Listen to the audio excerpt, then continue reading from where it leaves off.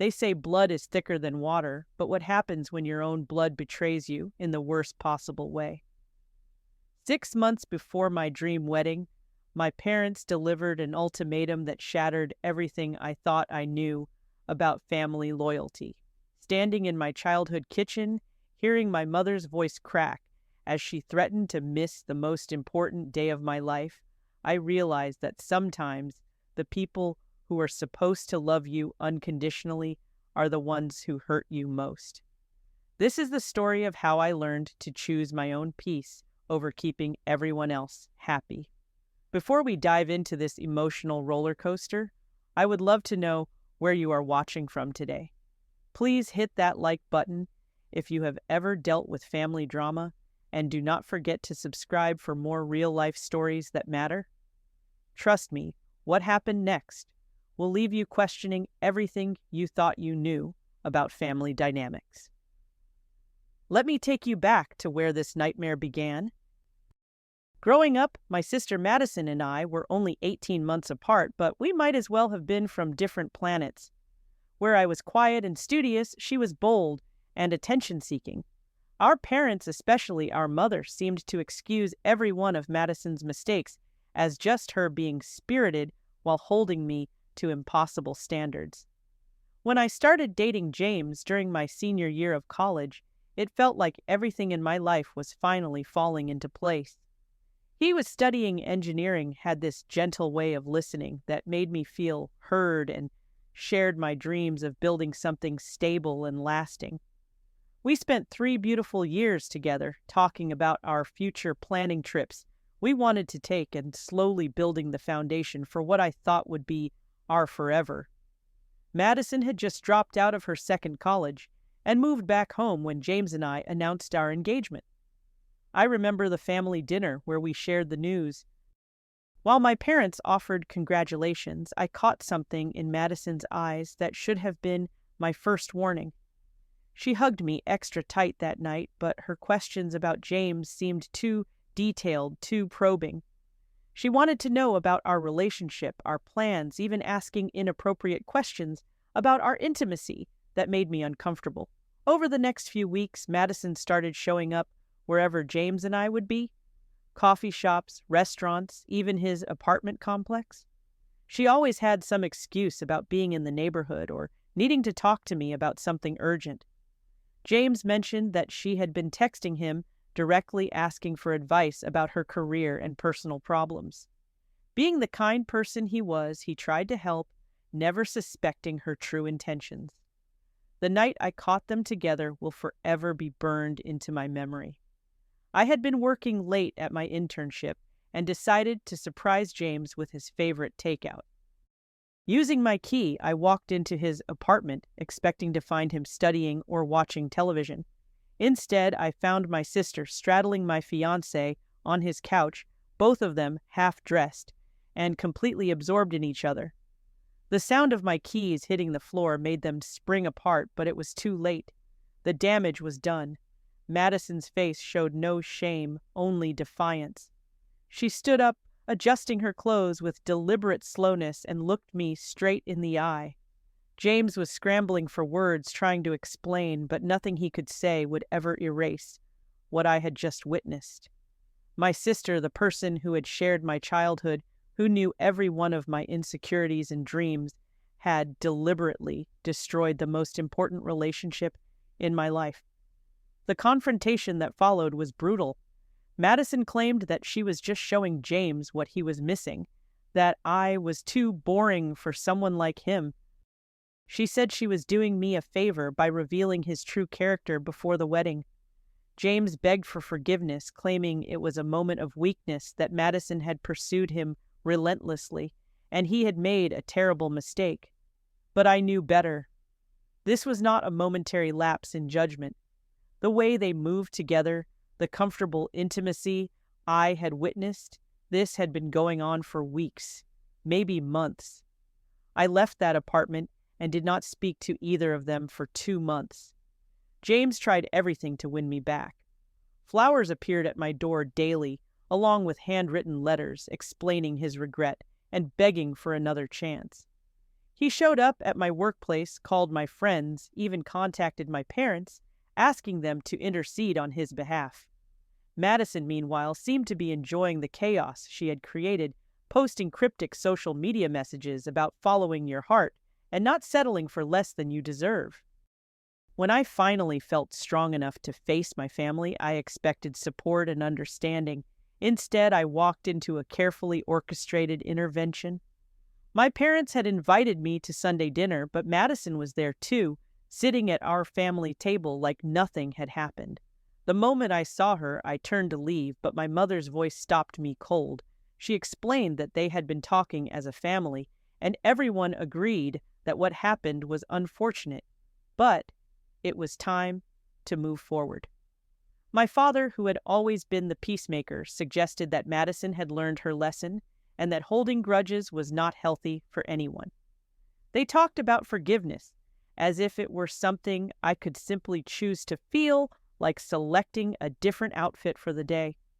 Madison sat there with tears in her eyes, delivering what was obviously a rehearsed apology. She talked about how sorry she was, how she never meant for things to go so far, and how much she missed her big sister. She claimed that James had pursued her, that she had tried to resist but felt sorry for him because he seemed so unhappy in our relationship. Even her apology was designed to hurt me further, suggesting that my relationship had been failing long before she got involved. My mother, who had always favored Madison, started talking about the importance of family unity. She reminisced about our childhood, how we used to be inseparable, how proud she was when people complimented her on having such close daughters. She conveniently ignored all the times Madison had betrayed my trust over the years, all the moments when she had chosen Madison's version of events over mine, all the ways she had enabled Madison's selfish behavior by refusing to hold her accountable. The conversation took an even more surreal turn when they started discussing my upcoming wedding. I had met David 8 months after the James incident, and we had been together for 2 years of healing and genuine love. David knew my history and had been incredibly patient as I worked through my trust issues. Our engagement was built on honesty, communication, and mutual respect, everything my relationship with James had lacked. But now, my parents were suggesting that my wedding would be the perfect opportunity for our family to heal completely. They wanted Madison to be my maid of honor, claiming it would show everyone that we had moved past our difficulties. When I firmly refused explaining that Madison's presence would ruin the most important day of my life, my mother's demeanor shifted completely. She started talking about appearances, about what extended family would think if Madison was not part of the wedding party. She worried about the questions people would ask, the assumptions they would make about our family dynamics. My father joined in, expressing concern about family photographs and how awkward it would look if Madison was obviously excluded from the celebration. As the weeks passed and my wedding date approached, the pressure intensified. Phone calls became daily occurrences, with my parents taking turns explaining why I needed to forgive Madison. They brought up every favor they had ever done for me, every sacrifice they had made during my childhood, every way they had supported my dreams and ambitions. The manipulation was subtle but constant, designed to make me feel guilty for prioritizing my own emotional well-being over family harmony. Madison, meanwhile, had enlisted our extended family in her campaign for inclusion. Aunts and uncles started calling, sharing stories about sibling rivalries they had overcome and the importance of forgiveness. Cousins sent messages through social media expressing their hope that our family could heal before the wedding. Even my grandmother, who I adored and respected, gently suggested that holding on to anger was only hurting myself. The breaking point came during what I thought was going to be a routine conversation about wedding flowers. My mother called to discuss the bouquet arrangements, but quickly steered the conversation toward Madison. She explained that she and my father had made a decision. Unless Madison was included in the wedding party, specifically as my maid of honor, They would not attend the ceremony. The ultimatum hit me like a physical blow. My mother's voice was calm and measured as she explained their position, as if she were discussing dinner plans rather than threatening to abandon me on my wedding day. She said they had talked it over extensively and decided that attending a wedding that deliberately excluded Madison would be endorsing my unforgiveness and perpetuating family division. My father got on the phone and delivered his own version of the same message, though his voice cracked with emotion. He talked about how much they loved both of their daughters equally and how impossible it would be for them to celebrate my happiness while watching Madison suffer from exclusion. He reminded me of all the family weddings where everyone had come together, despite past disagreements, conveniently forgetting that none of those disagreements involved sleeping with the bride's fiance. I spent the next 3 days in a state of shock, unable to eat or sleep, as I processed what had just happened. David was furious but tried to remain supportive, offering to postpone the wedding or even elope if it would spare me this pain. My closest friends were outraged, encouraging me to call my parents' bluff and proceed with the wedding regardless of their decision. But the manipulation did not stop there. Madison began showing up at places she knew I would be always, with tears in her eyes and a fresh apology on her lips. She talked about how much she regretted everything, how she had been in therapy working on her issues, how she understood if I could never trust her again, but just wanted the chance to show me she had changed. Her performance was Oscar-worthy, complete with trembling voice and perfectly timed emotional breakdowns. She started sending me long emails detailing her realization of how much damage she had caused and her commitment to making amends. She wrote about childhood memories we shared, inside jokes that only we understood, moments of sisterly bonding that she claimed proved our connection was stronger than any mistake. She painted herself as someone who had lost her way, but was desperately trying to find her path back to being the sister I deserved. My parents escalated their own campaign by involving David's family. They called his parents, expressing their sadness about the family rift and their hope that David could help me see reason. They painted themselves as heartbroken parents caught between two daughters they loved equally, conveniently leaving out the details of why I was upset in the first place. David's family, who knew the truth, were appalled, but tried to stay neutral while supporting our decision. The wedding planning that should have been joyful became a source of constant stress. Every vendor meeting was overshadowed by questions about family attendance. Every decision felt hollow when I imagined walking down the aisle without my parents there to see it. I found myself checking my phone obsessively, hoping for a message from my mother saying she had changed her mind, that love would triumph over manipulation. 2 weeks before the wedding, Madison made her boldest move yet. She showed up at my apartment uninvited, claiming she just wanted to talk face to face without any pressure from our parents. She looked genuinely remorseful as she sat on my couch and talked about how much she missed me, how empty her life felt without her big sister in it, how she would do anything to earn back even a small portion of my trust. She told me she had broken things off with James months ago, that she realized he was never worth losing me over. She claimed the whole experience had taught her the true value of family and that she would spend the rest of her life making up for her mistake if I would just give her the chance.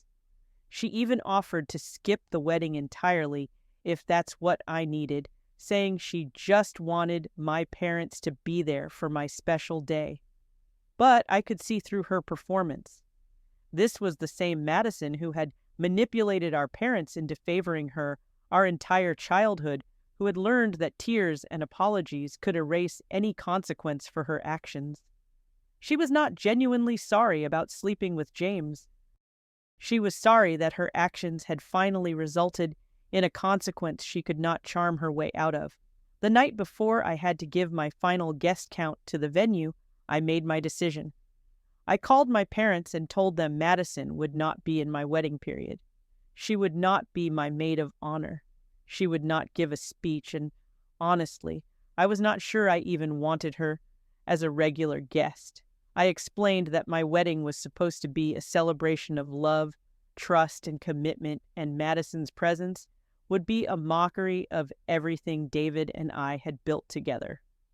My mother's response was swift and brutal. She reiterated that without Madison in the wedding party, neither she nor my father would attend. She said I was being selfish and vindictive, that I was destroying our family over something that happened years ago with someone I was no longer even dating. She accused me of holding grudges and being unable to forgive, as if forgiveness meant pretending nothing had ever happened. Standing in my bridal suite on my wedding morning, surrounded by friends who had stepped up to fill the roles my family had abandoned, I felt a strange sense of peace I had not experienced in months. My best friend Sarah was helping me with my dress, my college roommate Emma was doing my hair, and my future sister-in-law Katie was handling last-minute details with the vendors. These women who had no obligation to love me unconditionally had shown me more loyalty and support than my own blood family. David had been incredible throughout the entire ordeal.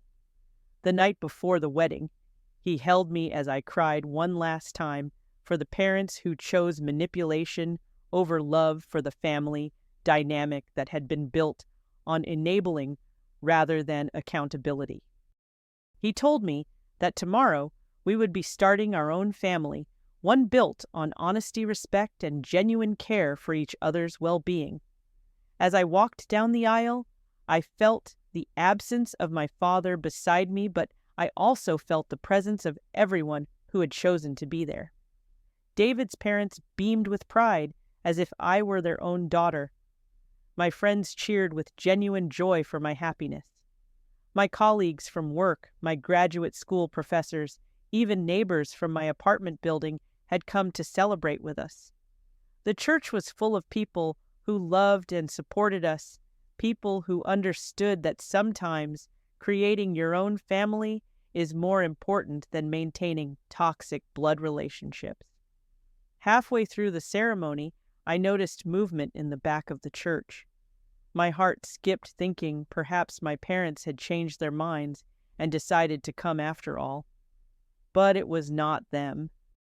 It was my Aunt Patricia, my mother's sister, who had driven 4 hours to be there, despite family pressure to boycott the wedding. She caught my eye and mouthed, "I'm proud of you," and I felt a warmth spread through my chest that had nothing to do with the wedding dress or the flowers or the perfect weather. The ceremony was beautiful in ways I had not expected. Without the stress of managing family drama or worrying about Madison causing a scene, I was able to be completely present for every moment. When David and I exchanged vows promising to prioritize our relationship above all outside pressures, the words felt especially meaningful given everything we had weathered together. The reception was a revelation. Without my parents there to police my behavior, or Madison there to compete for attention, I felt free to be completely myself. I danced with abandon, laughed until my cheeks hurt, and soaked up every minute of genuine celebration with people who truly cared about my happiness. David's father gave a toast that brought tears to my eyes, welcoming me to their family and promising that I would always have a place at their table. But the most powerful moment came when I was alone for a few minutes, touching up my makeup in the bridal suite. My phone buzzed with a text message, and for a split second, I hoped it might be from my mother. Instead, it was from Madison. The message was long and dramatic, full of regret about missing my special day and promises to make things right between us someday. She claimed she was respecting my wishes by staying away, as if she had made this noble sacrifice rather than facing the consequences of her choices. I realized as I read her message that I felt nothing. No anger, no sadness, no longing for reconciliation. I felt empty of all the emotions that had consumed me for months. Madison was still performing, still making everything about her own pain and her own narrative of victimhood. She had learned nothing from this experience except that some people could not be manipulated indefinitely. I deleted the message without responding and rejoined my reception. For the first time in years, I spent an entire evening without thinking about Madison, without managing my parents' emotions, without trying to keep peace in relationships that were fundamentally unbalanced. I was just a bride celebrating with her husband and the people who genuinely loved her. The months following my wedding were a journey of gradual healing that taught me lessons I never expected to learn. Initially, I waited for my parents to reach out to apologize for missing such an important milestone in my life. I imagined they would realize how wrong they had been and come back ready to repair our relationship on healthier terms.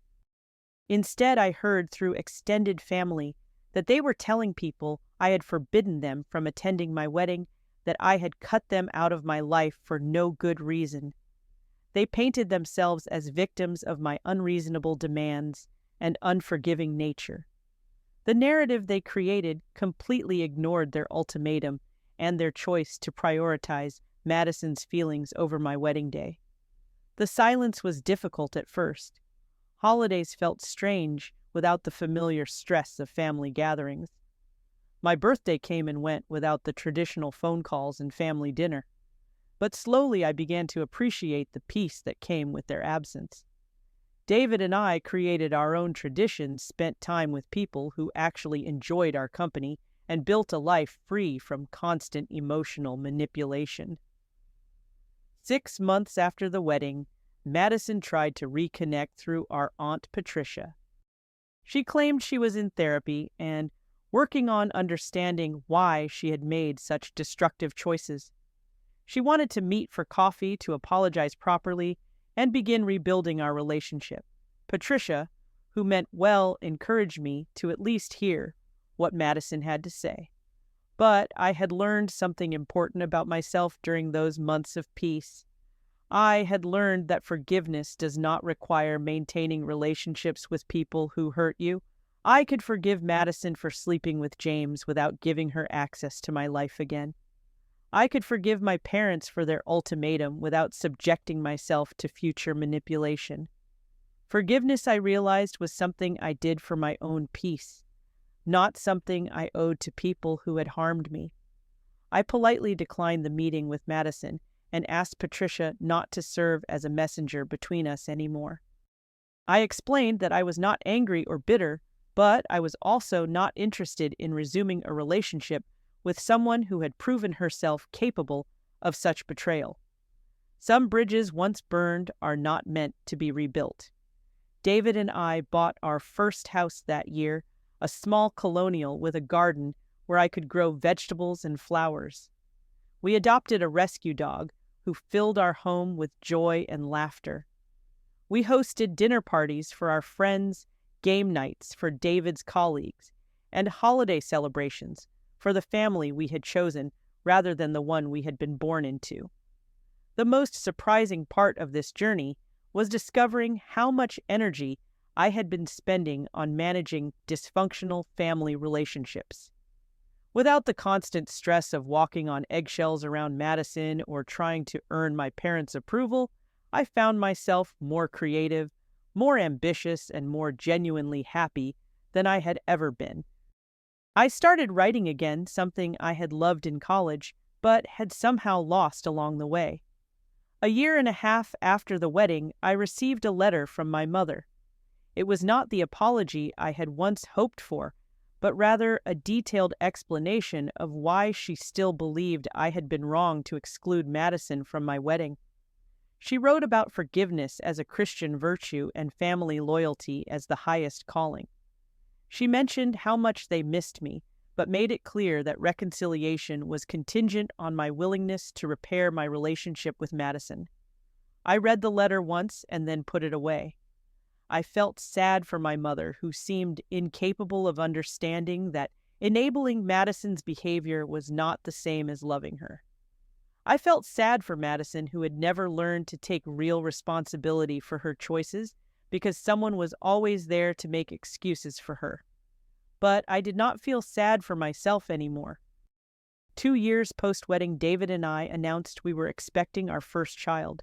We shared the news with our chosen family, first people who we knew would be positive influences in our child's life. As I watched David's parents cry with joy at the prospect of becoming grandparents, I realized I was not mourning the absence of my own parents anymore. Our child would grow up surrounded by people who demonstrated healthy love, who showed up consistently, and who understood that real family is built on respect and trust rather than obligation and guilt. The most profound lesson I learned from this experience is that you can love someone and still choose to protect yourself from them. I will always love the parents who raised me and the sister who shared my childhood, but I also love myself enough now to refuse relationships that require me to betray my own values or accept treatment that diminishes my worth. Sometimes people ask if I regret my decision, if I wish I had just included Madison in the wedding to keep the peace. The answer is always no. My wedding day was perfect because it was authentic. Every person in that church chose to be there to celebrate love and commitment. No one was there out of obligation or manipulation or family pressure. That authenticity, that genuine celebration of our love, was worth more than any performance of family unity could ever have been. My marriage is strong because it was built on a foundation of honesty from the very beginning. David knew exactly what he was getting when he married me, someone who had learned to prioritize her own well-being and who understood the difference between healthy and toxic relationships. We have created a life together that is peaceful, joyful, and free from the chaos that defined my childhood family dynamic. So to anyone out there facing similar family pressure, wondering if you should sacrifice your own peace to keep everyone else happy, I want you to know that you deserve relationships that honor your boundaries. You deserve people in your life who show up for you without conditions or ultimatums. Sometimes the most loving thing you can do is step away from people who cannot or will not love you in healthy ways. And sometimes that decision opens up space for the kind of authentic love and genuine family that makes life truly beautiful.